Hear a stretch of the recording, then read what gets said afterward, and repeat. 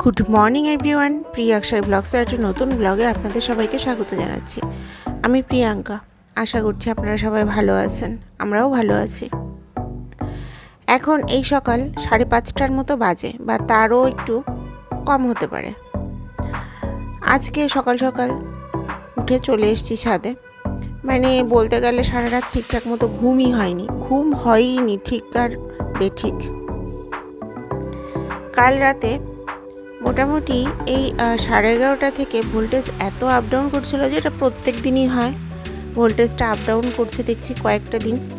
আগের বছরও কিন্তু এরকম ছিল না, আমি দেখিনি। এই বারাসাতে যত বছর এসছি আমরা, তত বছর আমি দেখিনি কখনো এরকম ভোল্টেজ আপ ডাউন হয় আমাদের এই দিকটাতে। তো এই কয়েকটা দিন যাবত দেখছি এই বছরটাতে এরকম হচ্ছে।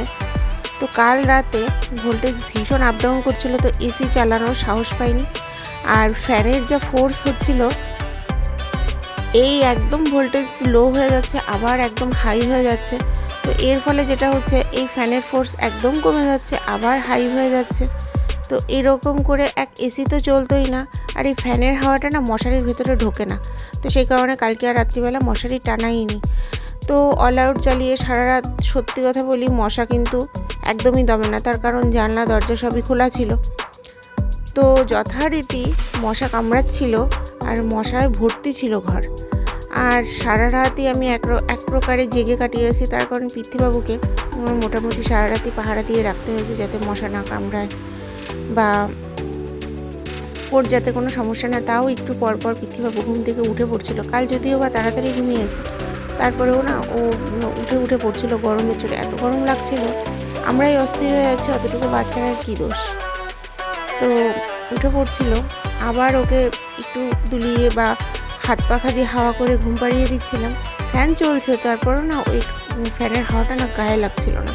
তো অগত্যা আমাকে হাত পাখাটাই ধরতে হলো। তো কাল রাতে সত্যি কথা বলি ভীষণ বাজে একটা অভিজ্ঞতা গেছে, আর খুব বাজে কাটিয়েছি কালকে রাতটা। তো এই কারণে এই 5:30টার সময় আমি খুব একটা উঠি না ঘুম থেকে, খুব দরকার ছাড়া। তো আজকে না আর ইচ্ছেই হচ্ছিল না বিছানায় শুয়ে থাকতে, মনে হচ্ছিলো যাই একটু ছাদে যাই। তো ছাদে এসে দেখছি ছাদের অবস্থা আরও খারাপ। মানে ঘরের ভেতরে যেমন একটা গুমোট গরম, ছাদেও কিন্তু গরম আছে বেশ ভালোই। দেখছেন তো একটা গাছের পাতাও নড়ছে না, এতটাই বেহাল অবস্থা। জানি না এভাবে আর কতদিন চলবে, তবে আর কিছুদিন চললে জানি না কী অবস্থা হবে। এখনই মনে হচ্ছে যে মরে যাব অবস্থা। আর এই মিষ্টি কুমড়োর ফুলটা দেখে এখন মনে পড়লো যে ওহো, এই ফুলটা না ছিঁড়ে আনার কথা ছিল, একদমই মনে ছিল না। আমরা আবার যেটা করি, এই মিষ্টি কুমড়ো গাছের ফুল এক দিন দুটো, কোনো দিন একটা, এরকম করে ফোটে মোটামুটি রোজ দিনই। তো সেই ফুলগুলোকে আমরা তুলে এনে প্যাকেটের মধ্যে করে ফ্রিজে রেখে দেই। তারপর একদিন অনেকগুলো ফুল হয়ে গেলে সেগুলোকে মা ভাজে। আমার ভীষণ ভালো লাগে এই মিষ্টি কুমড়ো ফুলের বড়া। আর এই যে আমাদের আজকে এঁচোড় চিংড়ি রান্না করছি মা। এঁচোড় চিংড়িটা না জাস্ট দারুণ হয়েছিল খেতে। আর এটা রেসিপিটা আমি না ঠিকঠাক মতো জানি না, তো আগে জেনে নেই, তারপর আমি পরে আরেকদিন জানাবো আপনাদের সবাইকে। তবে এঁচোড় চিংড়িটা কিন্তু খেতে ভীষণ টেস্ট হয়েছিল। আর পৃথ্বীবাবু ঘুমোচ্ছিল, এর আগে একদিন ওকে রেখে, মানে ও যখন ঘুমিয়ে থাকে তো ওকে রেখে, ওকে যতই আমি চারপাশ দিয়ে বালিশ দিয়ে সাপোর্ট দিয়ে রাখি না কেন, ও কোনো না কোনোভাবে সেগুলোকে পার করে নিচে পড়ে যাওয়ার মতো হয়। একদিন তো পড়েই গেছিলো। তো মা ষষ্ঠীর কৃপায় সেরকম কিছুই হয়নি। তো সব কিছুই মা ষষ্ঠীর কৃপা। তো তারপরেও আমি এখন ওকে একদমই একা ছাড়ি না। তো এই ভিডিওটাও করতে সাহস পাচ্ছিলাম না, পুরো ভিডিওটা করতে পারিনি। তবে হ্যাঁ, আমি একদিন রান্না করে আপনাদের অবশ্যই রেসিপিটা শেয়ার করব। আর রান্না করে দেখবেন ভীষণ টেস্টি হয়। আর আমার মায়ের হাতের রান্না সবটাই টেস্টি হয়। আমার মনে হয় পৃথিবীতে যত মা আছে সবার হাতের রান্নাই তাদের ছেলে মেয়েদের ভালো লাগে। আমি তার ব্যতিক্রম কিছু নই। আর এই যে পৃথ্বীবাবু স্নান করে খেয়ে এখন কার্টুন দেখছে।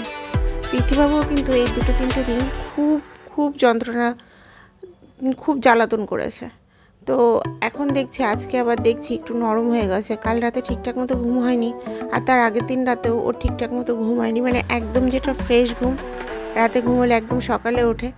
পৃথ্বীবাবু তাই করে, যদিও বা খুব একটা জ্বালাতন করে না, একবার ঘুমিয়ে পড়লে, কিন্তু ঘুমানোর আগ দিয়ে খুব জ্বালাতন করে।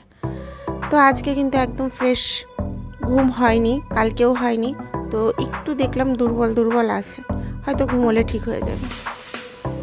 আর যাই হোক, আজকে তাহলে এ পর্যন্তই রাখছি। আমার এই চ্যানেলটিকে আপনারা অবশ্যই সাবস্ক্রাইব করবেন, আর ভিডিওটি ভালো লেগে থাকলে অবশ্যই একটি লাইক করে দেবেন। সবাই ভালো থাকবেন, সুস্থ থাকবেন। আবার কথা হবে আরেকটি নতুন ব্লগে। ততক্ষণের জন্য টাটা।